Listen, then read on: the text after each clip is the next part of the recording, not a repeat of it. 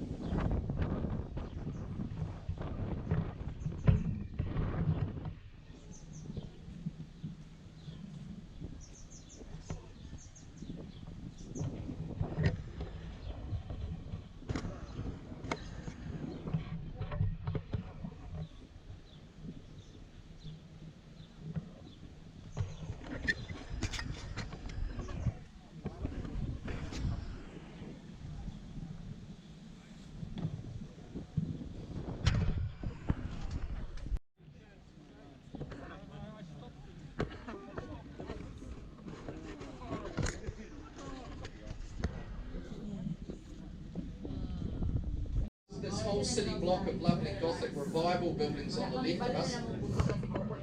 This was Canterbury University until the 1970s, when the university got too large for the site and moved out. And this was taken over by a charitable trust and full of artists and theatre and taking 8 years to restore all of this. Miraculously, they're currently under budget and ahead of schedule. We're pretty sure that's because the government's got absolutely nothing to do with this project. And if you look at the wall here, you can see just how much damage these buildings took in the shaking.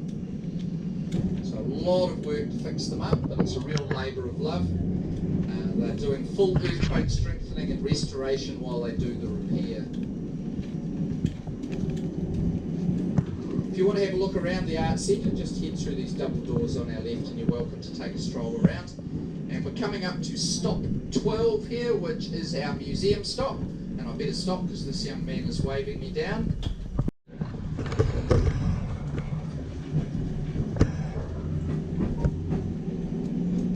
Right, coming up on our left is Christ's College. This is part of the very English heritage of this city. It's an Anglican private boys boarding school for boys aged 13 to 18, very much modelled on the English public school system. And that huge window you can see on the left is the side of a huge dining hall, much like Hogwarts from Harry Potter. You can easily hit broomsticks whizzing up and down in there. If you look into the courtyard, you'll see the whole school's there. And if you have a look through the fence, you'll see that the whole basement area is completely flooded. So it's going to be a real mess for whoever tries to redevelop. Maybe a whiskey this evening. Then this is the street for you.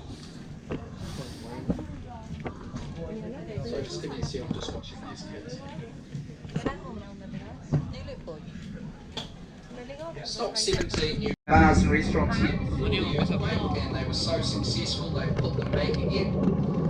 It used to be called the Strip, but they decided that sounds a bit too much like a red light district, so they've renamed it to the Terraces because of these steps down to the river on our right. And if any of you want to see a native New Zealand animal, if you head down to the bottom of those steps, you'll probably find some native long fin eels living under the steps.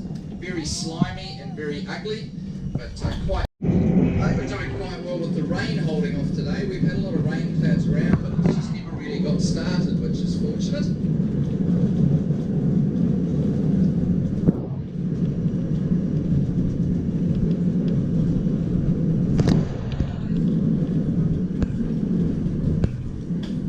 Somewhere for dinner, Strangers Lane on the right has 3 different restaurants down there around a courtyard with gas fires and often live music on a Sunday afternoon. Lovely place for dinner if you're looking for somewhere to eat until quite late this evening. Tree sculpture in there and Arborista Cafe Bar. If you take your tram ticket in there and you're buying food, they won't charge you for your coffee. Just make sure you take your tram ticket in. This is stop 8 we're coming up to, called Flower Power, named after the sculpture just on our left, which is a sheaf of wheat made out of street lamps.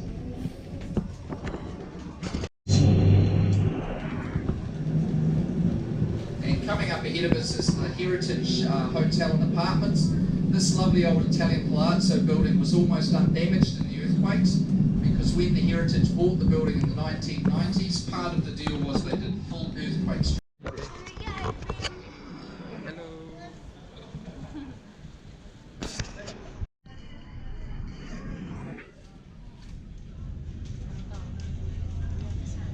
Right, so this lovely wee street is the only street in New Zealand that's the same architecture along its whole length. There's some very nice restaurants down here.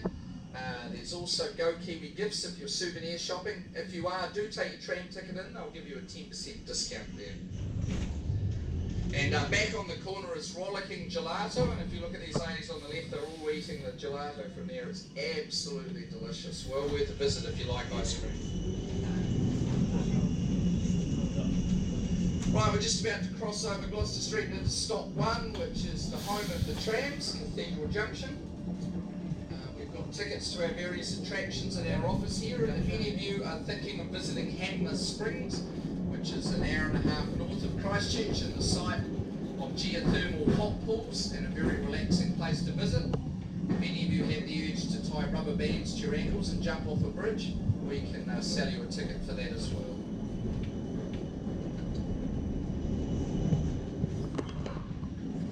Stop 1, Cathedral Junction.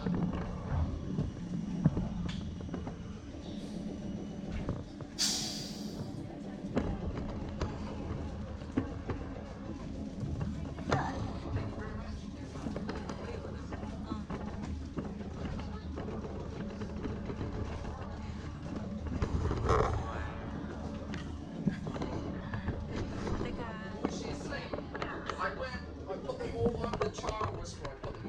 Well, the hotel goes directly under hotel rooms. So just above our head at the moment, there might well be people asleep in their beds. But not anymore.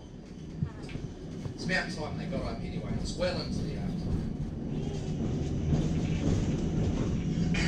So those of you visiting Christchurch for the first time, gravel car parks like the ones on our right, where buildings used to be and had to be demolished after the earthquakes. Used to be a lovely old hotel here, our press building, all had to be demolished due to damage. We lost about 70% of the buildings in our CBD after the earthquakes. Around about 1,200 buildings in total had to be demolished. And about half of them have been rebuilt so far. Car parks are where the other half are waiting to be rebuilt. And there's a number of anchor projects underway. Just on our right is going to be our new Central City Library, and that should be open in the middle of next year sometime.